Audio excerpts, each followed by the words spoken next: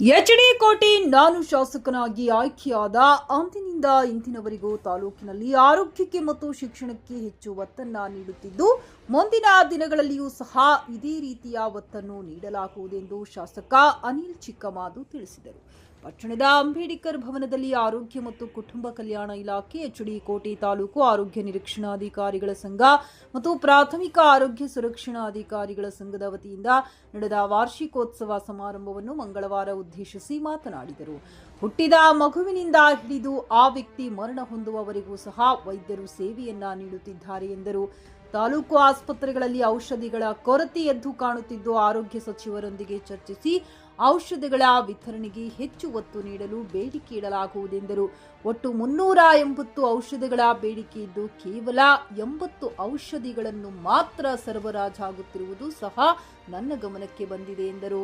ಇದೇ ತಿಂಗಳು 7ರಂದು ಮುಖ್ಯಮಂತ್ರಿ ಸಿದ್ದರಾಮಯ್ಯನವರು ತಾಲೂಕಿಗೆ ಆಗಮಿಸುತ್ತಿದ್ದು, ಆ ವೇಳೆ ತಮ್ಮ ಬೇಡಿಕೆಗಳ ಬಗ್ಗೆ ಅವರೊಂದಿಗೆ ಚರ್ಚಿಸಲಾಗುವುದು. ಅಲ್ಲದೆ ನಿಮಗೂ ಸಹ ಅವರೊಂದಿಗೆ ಮಾತನಾಡಲು ಅವಕಾಶ ಕಲ್ಪಿಸಲಾಗುವುದು. ಆಗ ನಿಮ್ಮ ಬೇಡಿಕೆಯನ್ನ ಸಲ್ಲಿಸಿ ಎಂದು ತಿಳಿಸಿದರು. ಎಚ್.ಡಿ. ಕೋಟೆ ತಾಲೂಕು ಆರೋಗ್ಯ ನಿರೀಕ್ಷಣಾಧಿಕಾರಿಗಳ ಸಂಘದ ಅಧ್ಯಕ್ಷ ರಾಮಚಂದ್ರ ನಾಯ್ಕ ಮಾತನಾಡಿ, ಎಚ್.ಡಿ. ಕೋಟೆ ತಾಲೂಕು ಆರೋಗ್ಯ ಕ್ಷೇತ್ರದಲ್ಲಿ ಎಲ್ಲಾ ವಿಭಾಗಗಳಲ್ಲೂ ಜಿಲ್ಲೆಗೆ ಪ್ರಥಮ ಸ್ಥಾನ ಗಳಿಸುತ್ತಿದೆ. ಆದರೆ ಆರೋಗ್ಯ ಇಲಾಖೆಯಲ್ಲಿ ನೌಕರರ ಸಂಖ್ಯೆ ಹೇರಳವಾಗಿ ಕಡಿಮೆಯಾಗಿದೆ ಎಂದು ಬೇಸರಿಸಿದರು.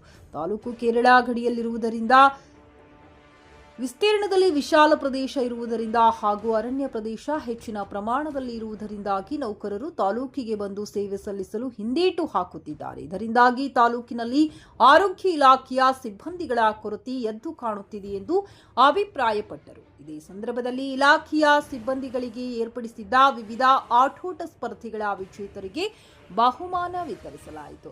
ವಿವಿಧ 16 ಬೇಡಿಕೆಗಳನ್ನು ಈಡೇರಿಸುವಂತೆ ಮನವಿ ಪತ್ರವನ್ನ ಆರೋಗ್ಯ ಇಲಾಖೆಯ ಸಿಬ್ಬಂದಿಗಳು ಶಾಸಕ ಅನಿಲ್ ಚಿಕ್ಕಮಾಧುರವರಿಗೆ ನೀಡಿದರು. ತಾಲೂಕು ಆರೋಗ್ಯಾಧಿಕಾರಿ ರವಿಕುಮಾರ್, ವೈದ್ಯಾಧಿಕಾರಿ ಸಂಘದ ಅಧ್ಯಕ್ಷ ಶರತ್, ವೈದ್ಯರಾದ ರೋಹನ್ ತಿರುಮಹದೇವಸ್ವಾಮಿ, ಕೀರ್ತಿ ಸೋಮಣ್ಣ, ಸರ್ಕಾರಿ ನೌಕರರ ಸಂಘದ ಅಧ್ಯಕ್ಷರಾದ ಸಿಎಸ್ ಜಗದೀಶ್, ಸೋಮಶೇಖರ್, ಚಂದ್ರು, ಪರಮೇಶ್, ಜಯಮ್ಮ, ಉದಯಕುಮಾರ್, ನಾಗೇಂದ್ರ, ನಿವೃತ್ತ ವೈದ್ಯ ಜಯಂತ್, ಡಿವೈಎಸ್ಪಿ ರವಿ, ವೃತ್ತ ನಿರೀಕ್ಷಕ ಎಸ್ ಗಂಗಾಧರ್, ಮುಖಂಡರಾದ ಮಧುಕುಮಾರ್, ಅನಿಲ್, ಸುವರ್ಣ, ಮುದುಮಲ್ಲಯ್ಯ, ಪ್ರಕಾಶ್, ನಾಗರಾಜು, ಪಾಲಾಕ್ಷ, ಎಂ ನಾಗು, ರವಿರಾಜ್ ಉಪಸ್ಥಿತರಿದ್ದರು. ವರದಿ ಎಡತೂರಿ ಮಹೇಶ್, ಟಿವಿ11 ಕನ್ನಡ, ಎಚ್.ಡಿ. ಕೋಟೆ. ಶಿಕ್ಷಣಕ್ಕೆ ನಾವು ಅತಿ ಹೆಚ್ಚು ಒತ್ತನ್ನು ನಾವು ಕೊಡಬೇಕಾಗ್ತದೆ.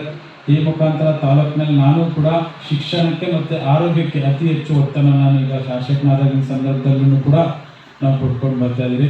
ತಾವು ಹೇಳ್ದಂಗೆ 24 ಗಂಟೆ ಏನಾರು ಕೆಲಸ ಕಾರ್ಯಗಳು ನಿರ್ವಹಿಸ್ತಕ್ಕಂಥದ್ದು ಯಾರು ಇದ್ರೆ ಒಂದು ಪೊಲೀಸ್ ಇಲಾಖೆ, ಒಂದು ಆರೋಗ್ಯ ಇಲಾಖೆ ಅಂತ ಕೂಡ ಭಾಳ ಹೆಮ್ಮೆಯಿಂದ ನಾನು ಕೂಡ ಹೇಳೋಕ್ಕೆ ಇಷ್ಟಪಡ್ತೀನಿ.